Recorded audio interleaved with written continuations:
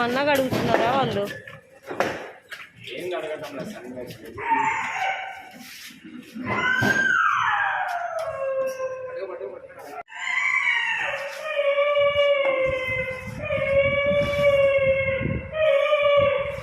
ఏ లోపలికి అన్నది కుక్ ఉంది.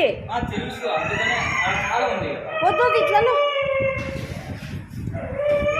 లోపల పోలేదు. ఆపరేషన్ అయిన కుక్కలు వెనక్కి తీసుకురా.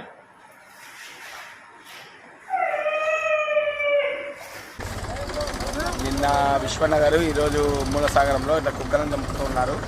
దయచేసి దీనికి ఏదో ఒక పరిష్కారం తీసుకొని మున్సిపాలిటీ వాళ్ళు ఏదో చేస్తే మంచిగా బాగుంటుంది.